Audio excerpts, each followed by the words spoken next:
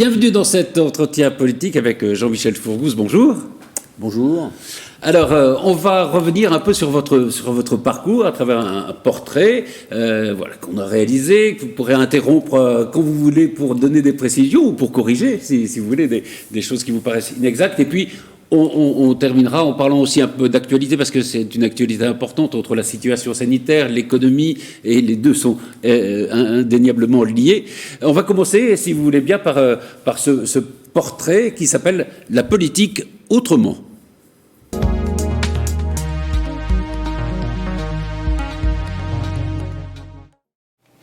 Maire d'Elancourt depuis 1996, président de 50 ans en Yvelines et réélu pour la deuxième fois dans cette fonction.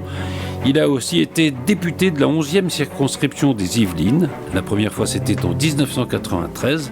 Près de 30 ans de vie politique, donc avec pas mal de succès et quelques revers.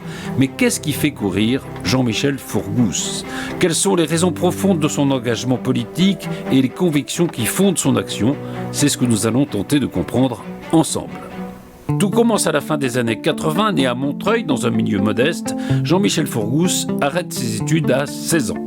Il a abandonné ses études, il est rentré chez IBM au bas de l'échelle, comme il dit, et après il a repris ses études plus tard, mais je pense que cette période de sa vie a été déterminante dans ses idées qu'il a aujourd'hui, de se dire, oui, avec l'informatique, à l'époque on ne disait pas le numérique, l'informatique, on peut acquérir des compétences et plus rapidement.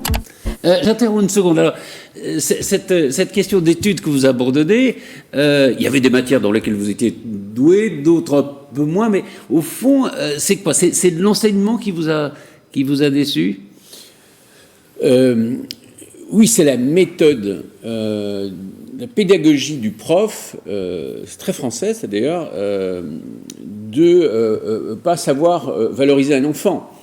Et donc, j'étais pas très bon à l'école, mais j'étais assez fort en maths. Et j'essaie de comprendre pourquoi. Pourquoi? Parce que je veux dire que, par exemple, en français, quand je levais la main pour poser une question, la prof était « Ah, Fourgousse, bon, ouais. Alors, allez-y, posez votre question. » Alors qu'en maths, c'était « Ah, Jean-Michel, s'il vous plaît, silence, on écoute Jean-Michel. » Oui, donc vous dites, mais comment est-ce qu'on peut envoyer une telle différence de messages selon le prof Alors, je suis devenu fort en maths. Alors, je ne sais pas si je suis devenu fort en maths parce que j'avais des renforcements positifs. Oui.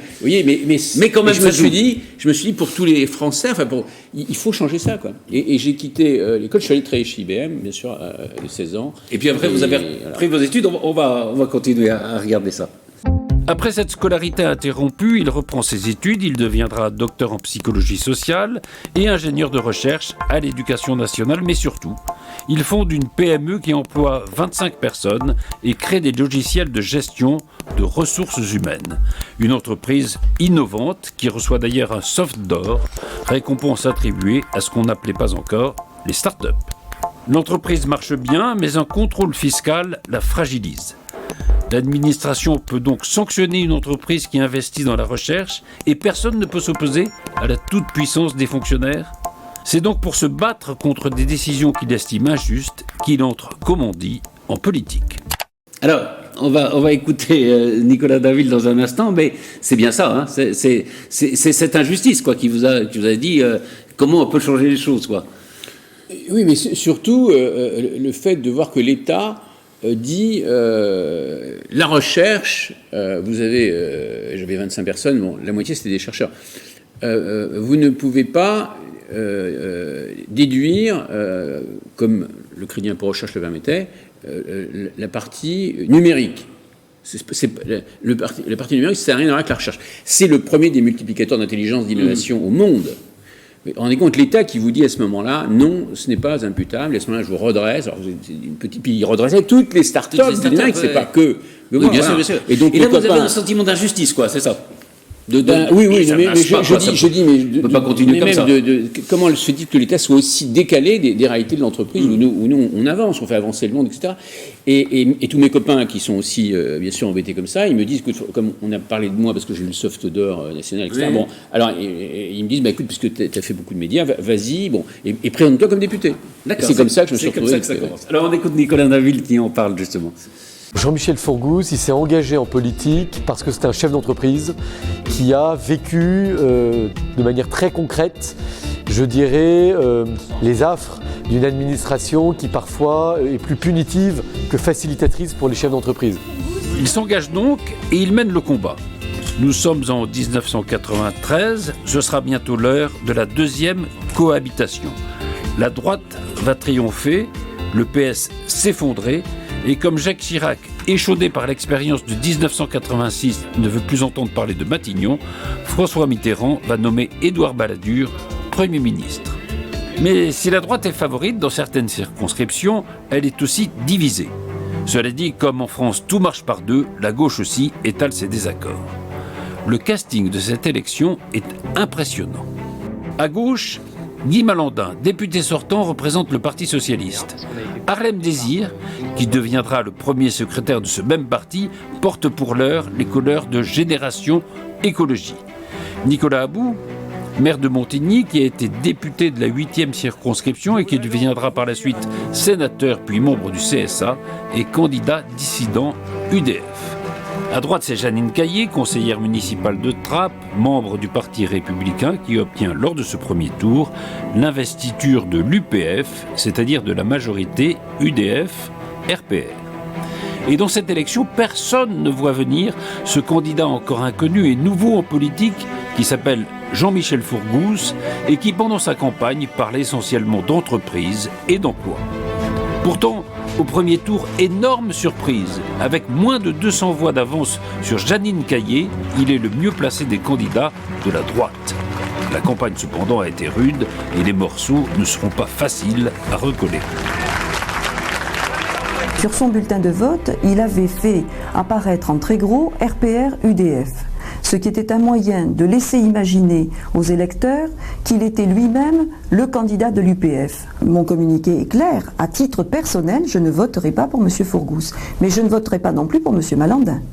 Jean-Michel Fourgousse reconnaît d'ailleurs que le combat n'a pas été de tout repos. C'est vrai que ça a été un petit peu quelquefois conflictuel, mais bon, les électeurs ont tranché. C'est ça la règle démocratique, c'est pas uniquement les partis qui font les élections.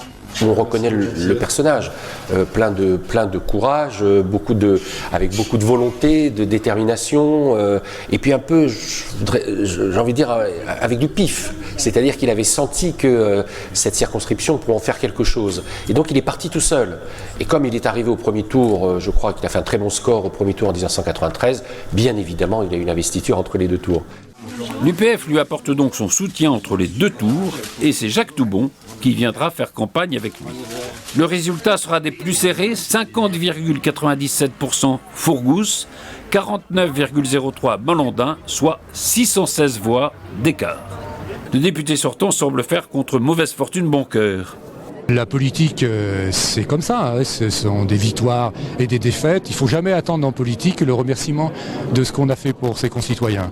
Dans l'immédiat, je vais chercher du travail. Lors de cette législative, pour quelques 40 voix, la ville d'Elancourt est passée à droite. C'est sans doute ce qui va convaincre Jean-Michel Fourgousse de se présenter 2 ans plus tard contre le maire socialiste Alain Danet. Dans un premier temps, celui-ci remporte les élections, mais le scrutin est annulé et les deux hommes se retrouvent à nouveau face à face au début de l'année 1996. Et cette fois, c'est Jean-Michel Fourgousse qui, avec 123 voix d'avance, remporte le combat. Évidemment, la courte victoire laissera quelques traces au point que le nouveau maire propose une commission municipale ouverte à l'opposition. Moi, je voudrais vous remercier, en tout cas tous, parce que c'est vrai, ça a été très difficile. Et je voulais aussi vous dire que, bon, M. Danet a fait effectivement un petit rappel sur une campagne difficile. Je voudrais simplement vous dire que moi, je propose, en tout cas, qu'il y ait toute transparence, un peu, sur différentes informations qui étaient évoquées, dans une commission d'enquête municipale qui sera ouverte à l'opposition, pour que tout le monde puisse s'exprimer et bien clarifier les différentes informations qu'il y a eu dans cette campagne. Alors, Juste une petite précision. Quand vous êtes présenté aux législatives, pourquoi vous avez choisi d'abord cette circonscription et est-ce que vous aviez le sentiment que vous pouviez gagner ? D'abord, vous savez, moi j'avais des certitudes, j'avais des convictions cimentées dans l'épreuve de l'expérience et de cet échec que m'avait fait vivre un peu l'administration. Ça vous donne, et ce sentiment d'injustice, ça vous donne une force extraordinaire. Mais vous aviez regardé politiquement comment ça pouvait se passer. Alors, parce qu'il y avait, vous n'aviez pas d'investiture au premier tour. Hein. Alors en fait c'est un peu ambigu cette histoire, mais c'est un peu compliqué. En fait on me l'avait donné la première investiture, ensuite on me l'a enlevé parce que il y avait un autre dirigeant qui voulait les 2 investitures, il avait dit bah, il n'a aucune chance, Forgus, on lui enlève. Bon bref. Mais comme quoi bon. Oui. Mais je dirais, c'était parce que cette circonscription, il y avait beaucoup de PME. Moi, je venais de la PME. Oui, d'accord. Ma femme aussi avait aussi une PMI. Vous voyez, on était vraiment complètement imprégné de cette culture qui fait donner le meilleur de soi aux hommes dans les petites entreprises. Les rapports sont très directs. Vous voyez les réalités, c'est pas du blabla. Et ça, je sentais que cette circonscription ressemblait à ce qu'on était. Oui. Donc c'est pour ça que vous l'avez choisi. Et puis après, il va y avoir la mairie d'Elancourt, on continue à regarder. 2 combats difficiles donc, mais finalement 2 succès que le temps, en tout cas pour la mairie d'Elancourt, va pérenniser. Le scrutin qui va arriver après va nous permettre de nous représenter et surtout d'être élus dès le premier tour. Donc, ce qui veut dire que les Elancourtois ont été séduits quand même par notre méthode, par la méthode aussi de Jean-Michel Forgus. Comment expliquer d'ailleurs cette sorte de fidélité de ces électeurs élancourtois ? Je pense que la première des vertus de Jean-Michel Forgus, qui explique l'ensemble de ses réélections depuis effectivement sa toute première élection, acquise, j'allais dire, dans la douleur, c'est sa capacité de savoir s'entourer. 2 aspects chez lui importants. D'abord, c'est un visionnaire. C'est-à-dire que c'est plus un homme de grand dossier, mais de perspective. Il a été le premier, par exemple, à voir tout l'intérêt du digital dans l'enseignement. Il a été le premier à voir tout l'intérêt de reconstruire un commissariat. Et on voit bien aujourd'hui dans l'actualité ce que représente l'importance pour les forces de l'ordre d'avoir un commissariat digne de ce nom, de couvrir un territoire. C'est un homme de couverture plus généraliste et de vision, j'allais dire nationale, voire internationale. Je prendrai le cas de l'impôt recherche. Et en même temps, ce qui explique que localement il a toujours été réélu, c'est que c'est un homme qui sait s'entourer d'hommes et de femmes de terrain. Ce sont les équipes qui sont avec lui qu'il a su bâtir, renouveler, changer, mettre aux affaires, qui lui assurent effectivement cette réélection. Et d'ailleurs, je dirais, dans une ville qui est plutôt, j'allais dire, de tentation plutôt de gauche, il est réélu alors que c'est un homme de droite. On voit bien là que c'est la gestion du terrain qui lui permet cette réélection brillante au premier tour à chaque fois. Le succès ne sera pas le même aux élections législatives. On se souvient de la dissolution décidée par Jacques Chirac en 1997, ce qui fera dire aux mauvaises langues qu'il vient d'inventer le septennat de 2 ans. La vague rose qui va amener Lionel Jospin à Matignon est cette fois trop forte. Pour quelques 563 voix, Catherine Tasca remporte l'élection. C'est bien la preuve que cette 11e circonscription est un peu particulière.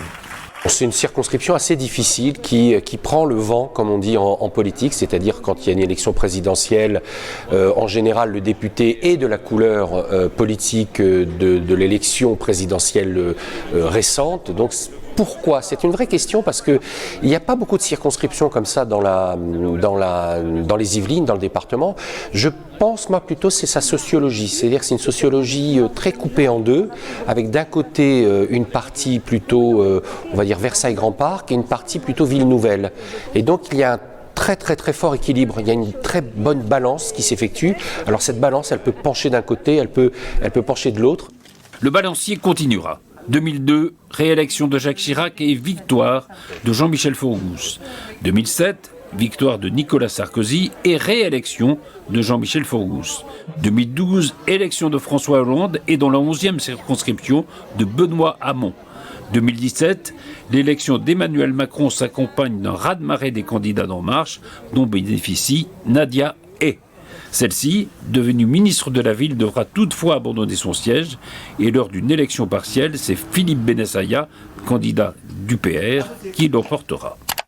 Juste un mot sur cette... C'est vrai, c'est une circonscription assez particulière dans les Yvelines. Hein. Il y a des circonscriptions qui sont... Alors, il y a eu le raz-de-marée macroniste en 2017, qui est un peu particulier, mais sinon, il y a des circonscriptions qui sont plutôt à droite, etc. Enfin, celle-là, elle balance en fonction de la tendance politique nationale. Hein. Systématiquement. Ouais, c'est étonnant quand même. Hein.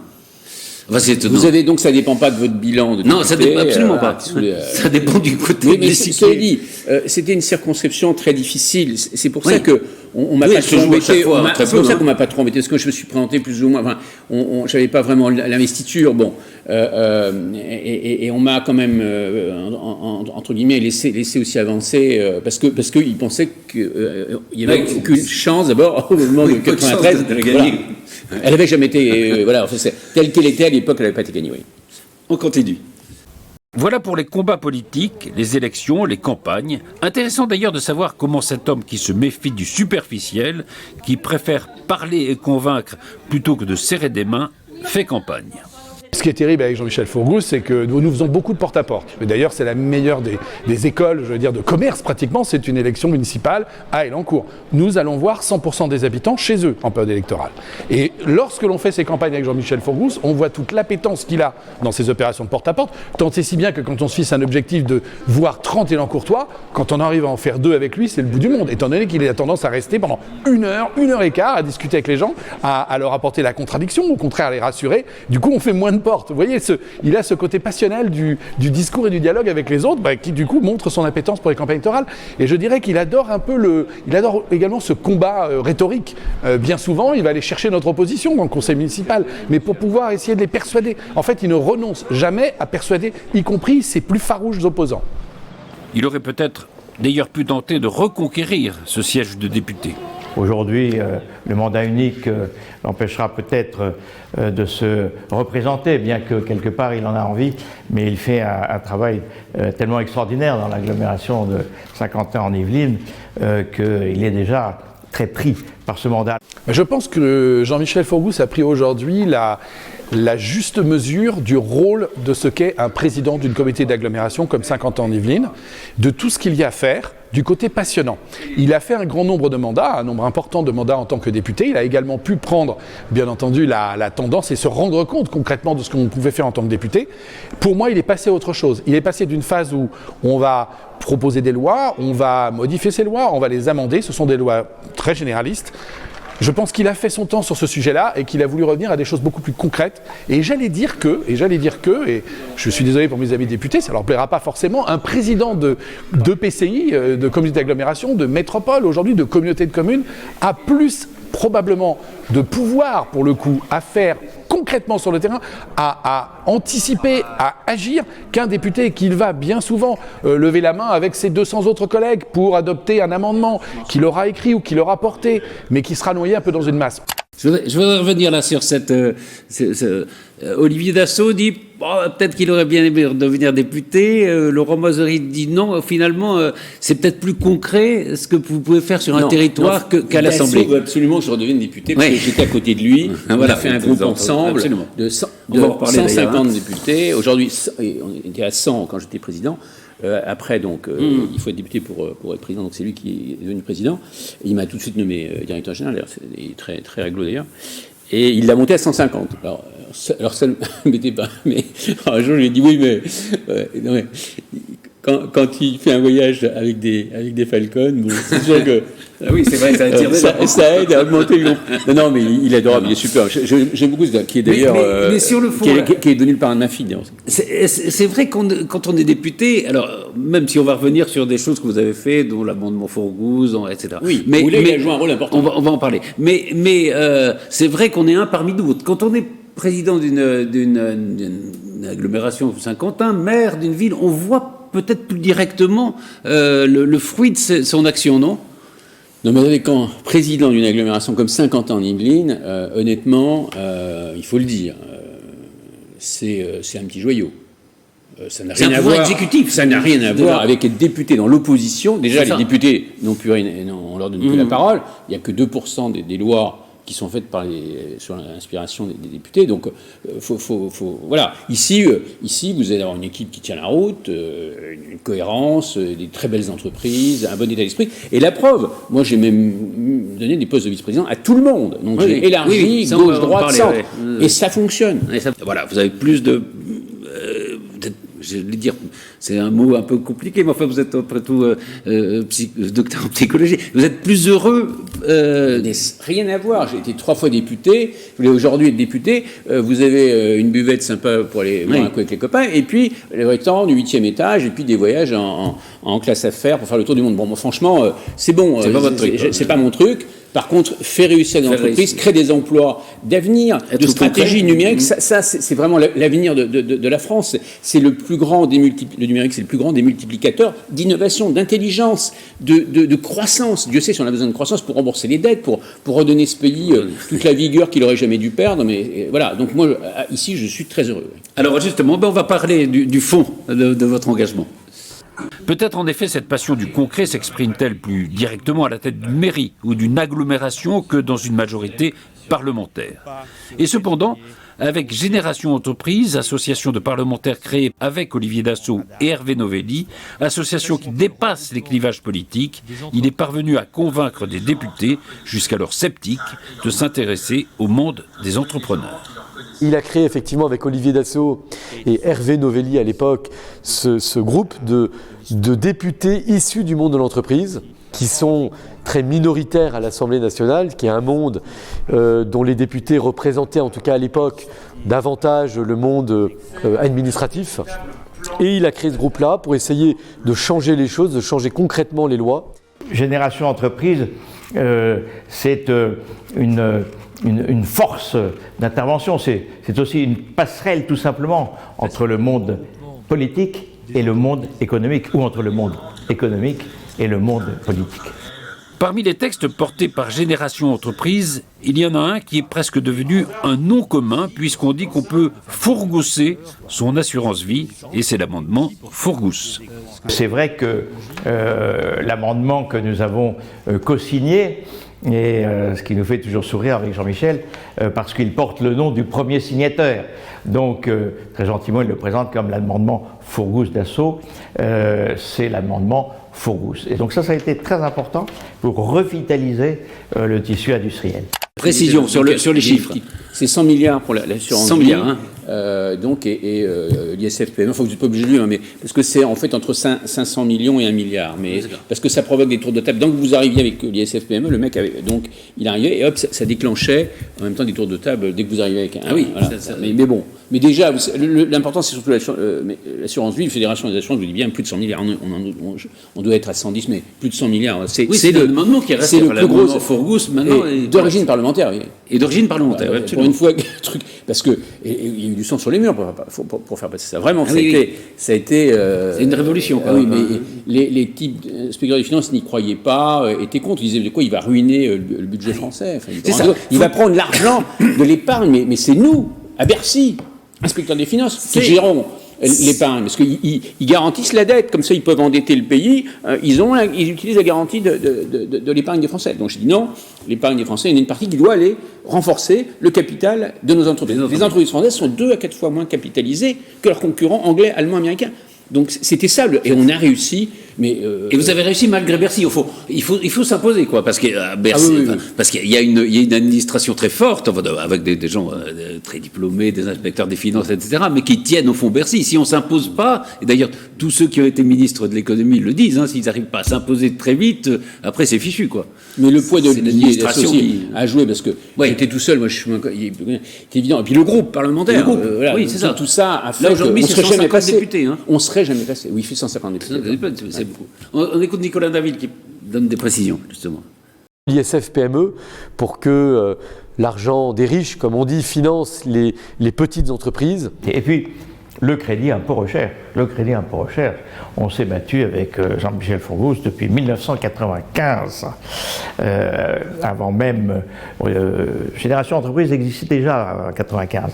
Et à l'époque, nous étions 3, nous étions avec Hervé Novelli. Et lorsque nous l'avons recréé en 2002, après la défaite de 1997, lorsque nous sommes revenus au Parlement, nous nous sommes battus pour élargir l'assiette de ce crédit impôt recherche et surtout le faire perdurer au-delà des majorités. Et là, c'est quelque chose qui a été formidablement encouragé et il nous a fallu 12 ans de bataille sur ce sujet et c'est en 2008 que Nicolas Sarkozy lui donne sa véritable dimension. dimension qui a perduré sous François Hollande et également sous Emmanuel Macron. Alors, une précision sur ce que dit Olivier Dassault, qui parle de Nicolas Sarkozy. À l'époque, la ministre de la Recherche, c'est Valérie Pécresse, c'est ça? Oui. De l'université de la recherche, hein. Oui. Je vous prendrai un exemple. Louis Schweitzer, ancien patron de Renault, disait le crédit impôt recherche, c'est la meilleure mesure politique qui a été prise dans les 15 dernières années. Et il faut le rappeler, certes, Génération Entreprise, Dassault, Forgus, voilà.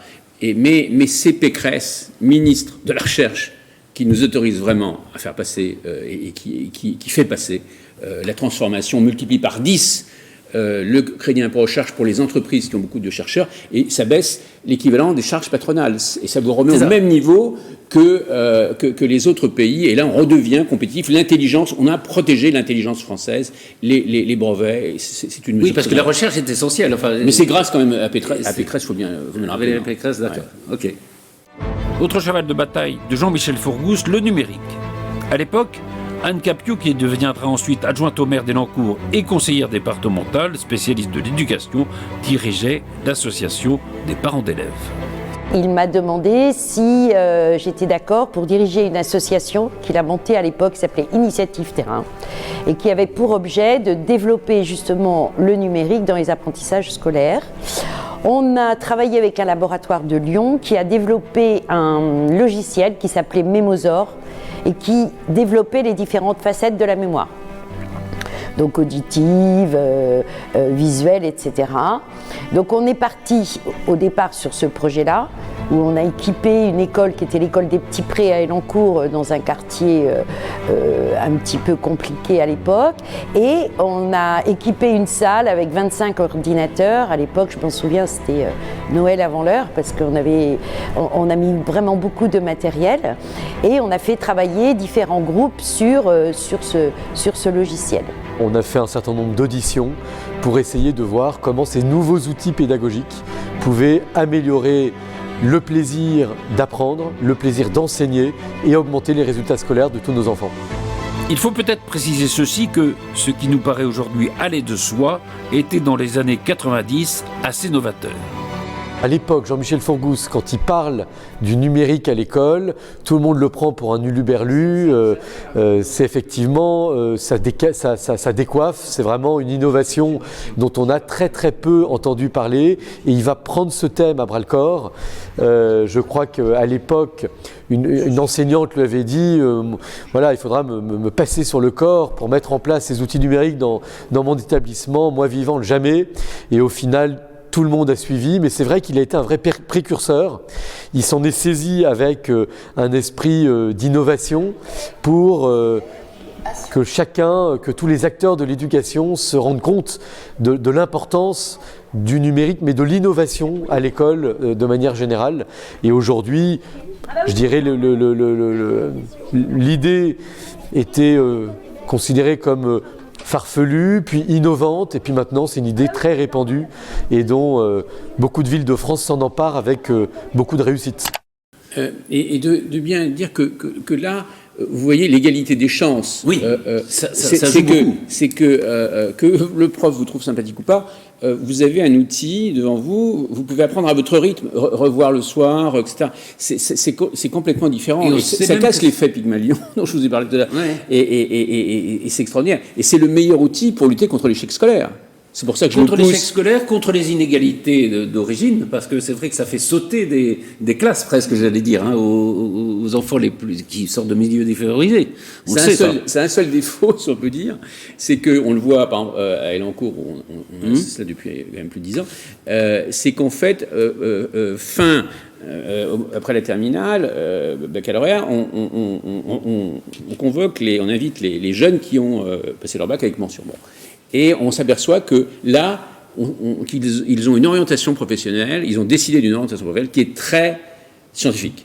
Donc ça stimule la culture scientifique, c'est indiscutable. Alors il veulent faire des écoles d'ingénieurs et des techniciens supérieurs, etc. Mais écoutez, je pense que si c'est la seule critique qu'on veut faire, écoutez, j'assume. On a Paris-Saclay en plus qui peut les accueillir. En plus, en Paris-Saclay, qui est quand même une université scientifique qui est une des meilleures du monde. Une des meilleures au monde. Voilà. Il y a une cohérence. Donc c'est cohérent. Il était persuadé qu'en amenant le numérique dans les apprentissages scolaires, il avait vite compris que ça amenait une autonomie d'enseignement. On n'apprend pas tous au même rythme, on est d'accord? Donc le numérique permet l'autonomie des élèves et permet de travailler à son rythme et selon ses compétences. 2 missions parlementaires seront consacrées au sujet. J'ai participé avec Jean-Michel Forgousse à deux missions parlementaires.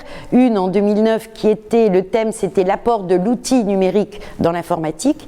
Et à l'époque, effectivement, on avait rencontré Jean-Michel Blanquer, il était à l'époque directeur de la DGESCO au ministère. Et il nous avait bien aidé d'ailleurs dans les différentes conversations qu'on avait eues avec lui. Et la deuxième mission parlementaire, c'était en 2011. Et là, c'était, bon, maintenant on a prouvé que l'apport du numérique dans les apprentissages scolaires était efficient. Maintenant, on va adapter la pédagogie à l'outil informatique. On n'apprend plus, les enseignants n'apprennent plus aux élèves en classe, pareil avec l'outil numérique. Amendement, rapport parlementaire et toujours 2 fortes convictions. La première, qu'il faut moderniser le pays et que l'utilisation des outils numériques va permettre de faire franchir une étape et aussi de gommer en partie les inégalités sociales. La seconde, qu'il faut laisser les chefs d'entreprise créer une richesse dont tout le monde profitera. 2 idées fortes qu'il va pouvoir mettre en œuvre sur ce territoire. C'était pas quelqu'un hors sol qui parlait de grandes idées nationales. Il a toujours essayé de mettre en pratique au local et notamment à Elancourt puis à l'échelle de Saint-Quentin-en-Yvelines les grandes idées qu'il défendait. C'était le cas avec le numérique. Certes, il y avait la mission parlementaire au niveau national, mais il y avait, je dirais, à Elancourt, le laboratoire d'innovation réel. Et c'est pareil au niveau économique. Il défendait des grandes idées sur l'entreprise, sur l'entrepreneuriat, sur l'innovation.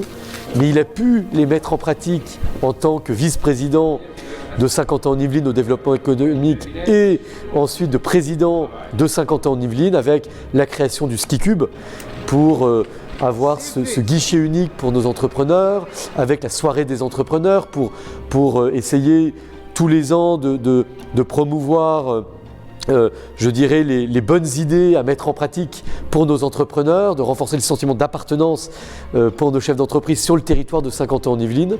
Et puis là, on l'a vu aussi sur les écoles du numérique, l'ouverture des écoles de formation au numérique pour des profils qui ne sont pas forcément diplômés, qui sont parfois en décrochage, parfois issus de nos quartiers, et pour qu'ils puissent avoir une formation sur des métiers qui sont très recruteurs.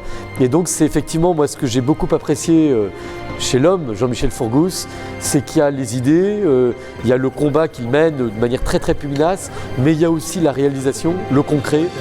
Tentons de dresser un bilan. Homme de droite, libéral, la réalité est peut-être plus complexe. Ce n'est pas un ultra-libéral, c'est un homme qui pense que les idéaux libéraux peuvent aider la République, l'État, et que le service public peut aussi aider l'entreprise, le privé. Et donc c'est cette alchimie-là qu'il essaye depuis des années de produire dans notre pays. C'est un libéral, c'est un homme de droite, c'est un homme qui est à la fois libéral, mais néanmoins qui est plutôt de droite sociale. J'allais dire que c'est un homme qui est assez complet. Et si je voulais le titiller un peu, je dirais même que, on l'a vu sur, par exemple, l'édition culturelle, on pourrait dire que ça peut même être un homme de gauche. D'ailleurs, la gouvernance qu'il pratique est à 100 lieues des affrontements des premières campagnes, puisque sur les 15 vice-présidents de Saint-Quentin-en-Yvelines, 4 appartiennent à l'opposition.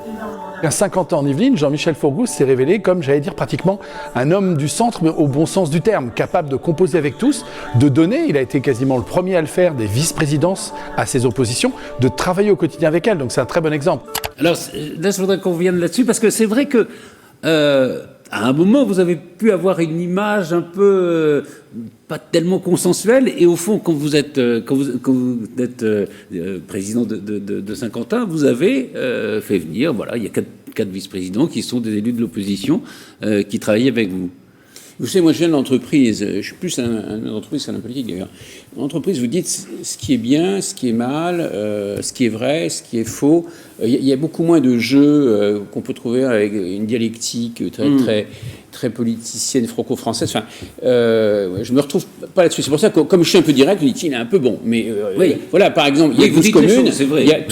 Toutes les communes de gauche et de droite sont représentées. Et c'est la première fois qu'ils ont des vice-présidences. Tout le monde et des vice-présidences.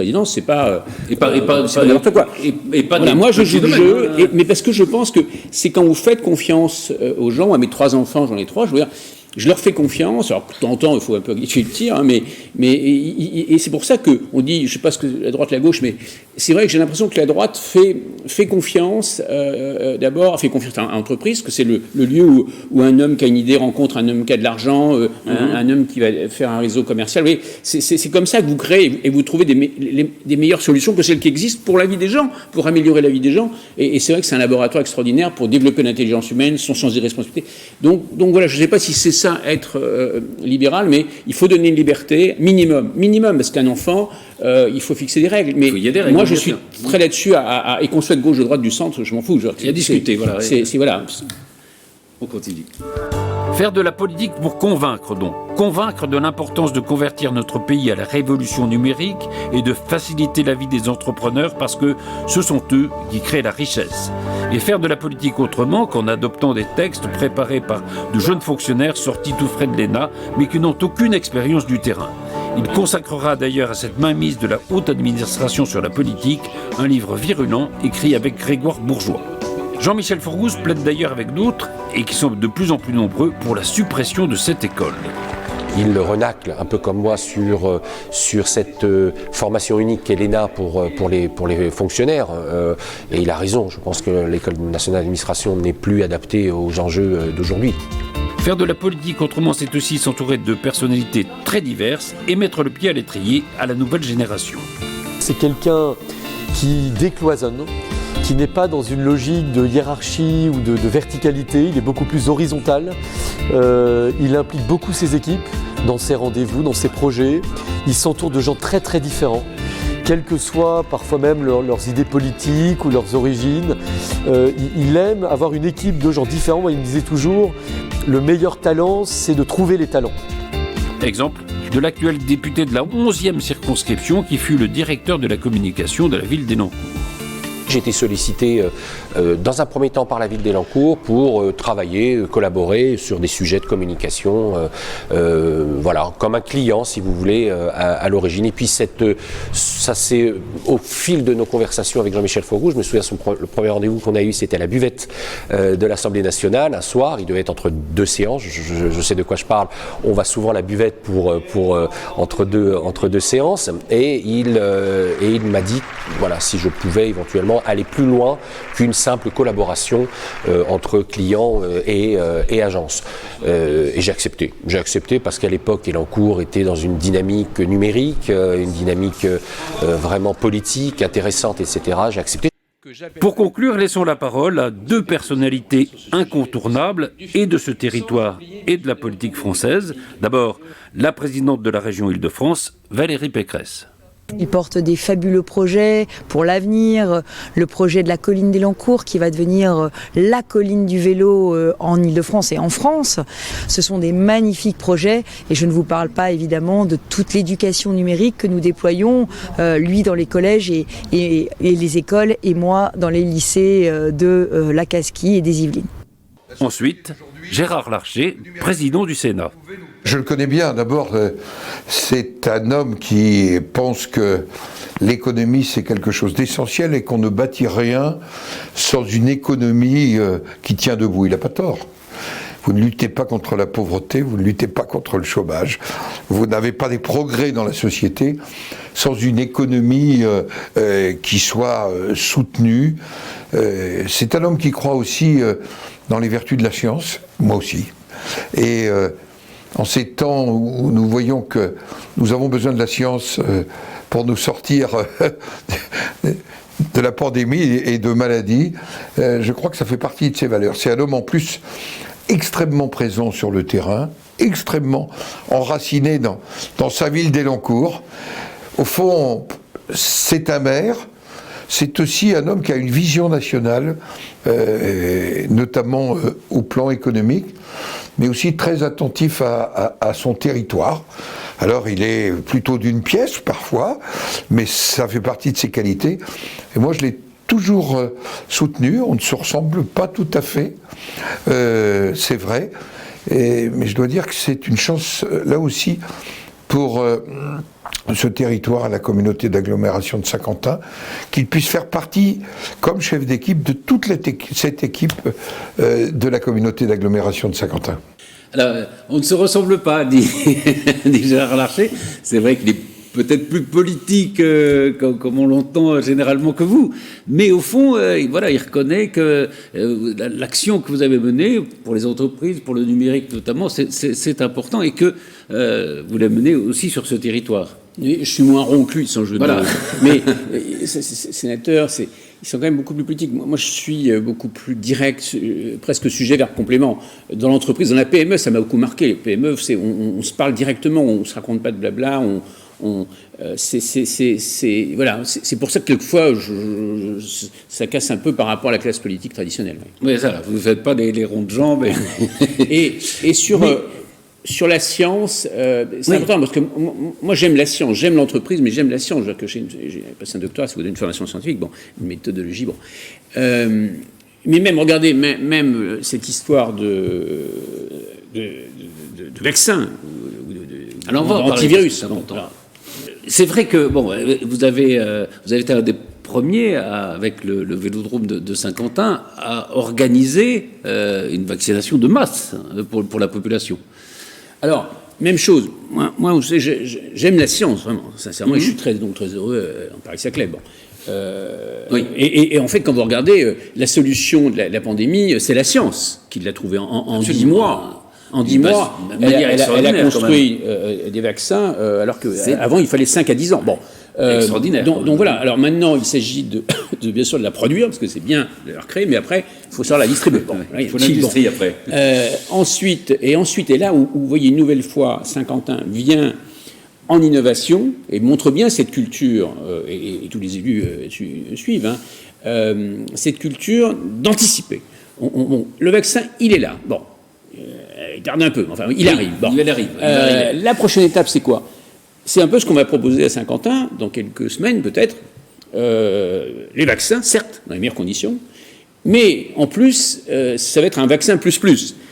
Parce que nous, on va en fait vous accompagner, on va faire un peu une étude d'impact. Je reproche souvent aux députés ou à l'État français de faire des lois et de ne pas mesurer l'impact après.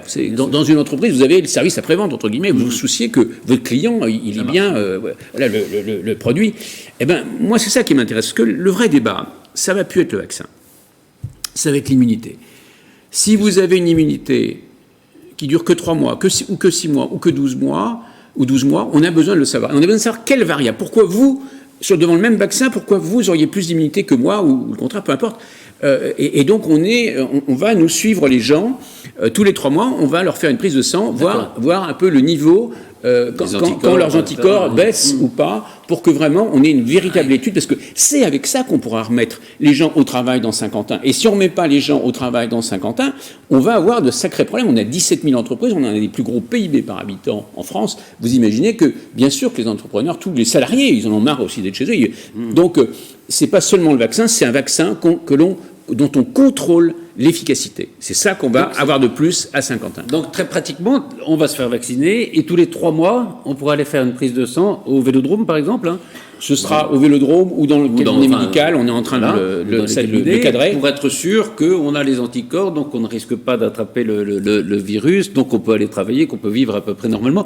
Vous êtes favorable au passeport vaccinal, par exemple? De toute façon, si on va dans ce sens-là, attendez, moi je n'ai pas encore reçu l'accord du gouvernement là-dessus. Je l'ai pour les vaccins. Maintenant, la deuxième procédure qu'on veut rajouter, on a quand même besoin d'avoir l'accord du ministère de la Santé. Bon, voilà. Pourquoi il ne le donnerait pas?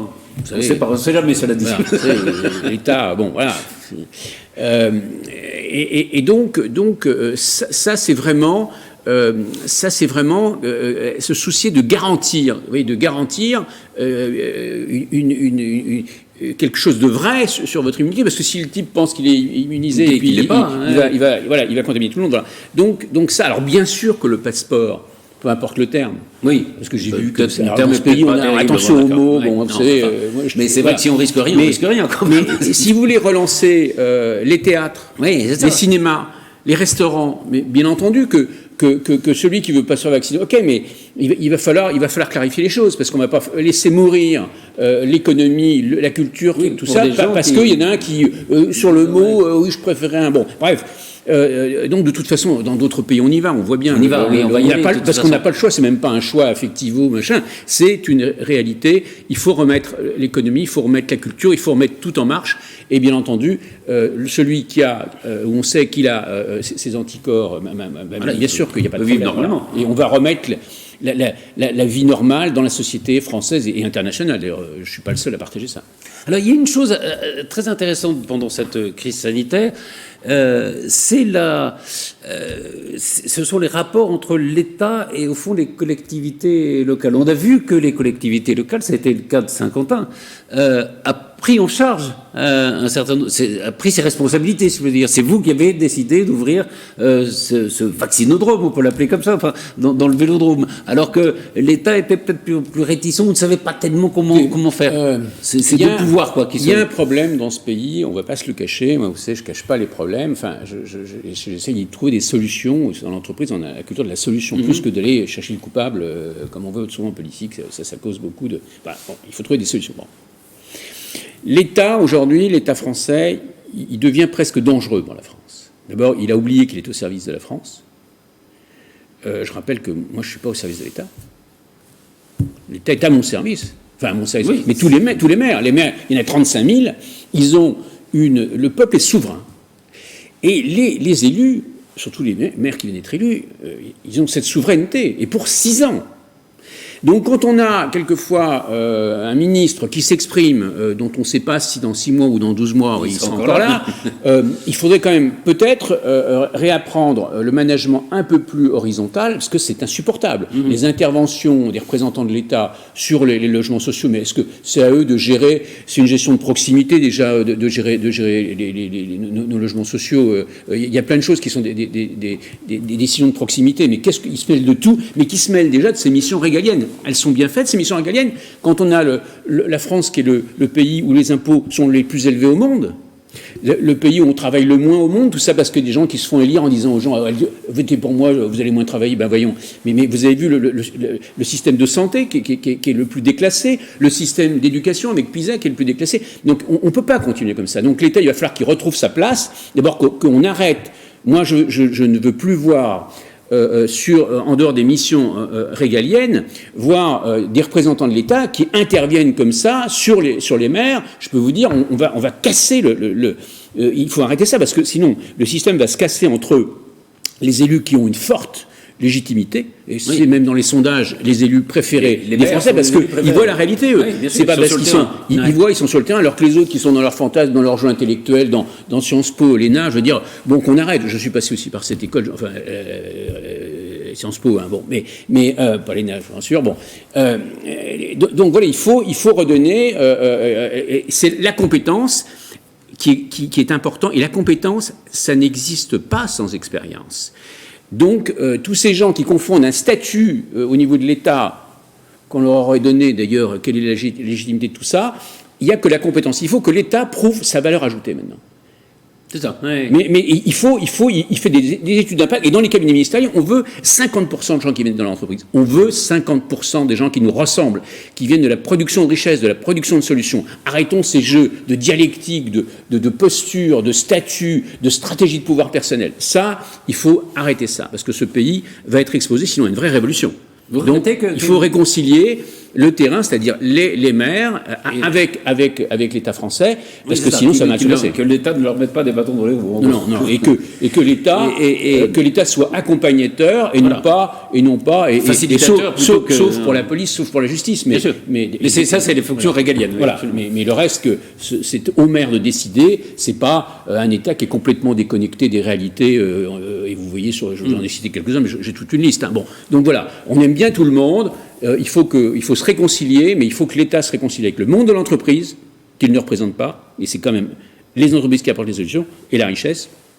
Et les collectivités locales et territoriales, qui, eux, sont dans la réalité. Vous regrettez en un mot là, qu'Emmanuel Macron n'ait pas été au bout de sa promesse, c'est-à-dire n'ait pas supprimé l'ENA? Mais comme d'habitude, il dit une belle phrase avec des jolis mots, il parle très bien. Moi, je suis toujours fasciné quand il parle, il répond à tout, etc. Puis après, vous regardez, mais dans une entreprise, il ne tiendrait pas, parce qu'une entreprise, vous allez être jugé sur ce que vous avez fait, pas sur ce que vous avez dit. Le monde politique, vous êtes jugé sur ce que vous avez dit. Bon. Et là, c'est pour ça que si vous ne réconciliez pas, mais il s'engage surtout, mais effectivement, moi j'ai osé, et ça ne m'a pas fait que des amitiés de toutes parts, hein. J'ai même des cousins, etc. Bon, bref. Mais quand j'ai déposé cette proposition de loi, hier j'ai mis une maxime d'Einstein qui disait, donc il y avait marqué Forgus, proposition de loi pour supprimer l'ENA, Einstein disait, on ne peut pas résoudre les problèmes avec les gens qui les ont créés. Ça a mis de l'ambiance à l'Assemblée nationale, mais il faut le dire, le problème, c'est pas pour être. C'est pas les gens que j'attaque individuellement, mais cette école n'a plus de sens. C'est une des écoles les plus archaïques au monde. Faire croire à quelqu'un, parce qu'il est brillant intellectuellement, il va pouvoir diriger un pays comme la France en pleine mondialisation. Non mais. Elle avait du sens sans doute en 1945 quand il fallait reconstruire l'État, etc. Oui, voilà. Elle en a beaucoup moins aujourd'hui. Un mot pour terminer sur la situation économique de Saint-Quentin avec cette crise sanitaire. Évidemment, ça pose des problèmes pour les entreprises.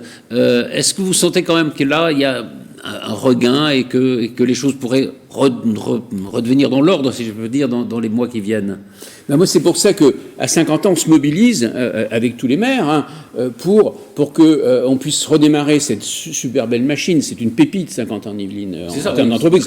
Mais quand on voit se dégrader, mais il faut remettre le plus vite possible les gens qui sont volontaires, en plus, au travail, pour reproduire de la richesse, pour garantir votre retraite, parce que 50% des recettes d'une entreprise sont redonnées à l'État en social et en fiscal. Donc il faut bien vous dire que c'est urgent. Parce que sinon, déjà, votre retraite, elle n'est pas dans un bel état.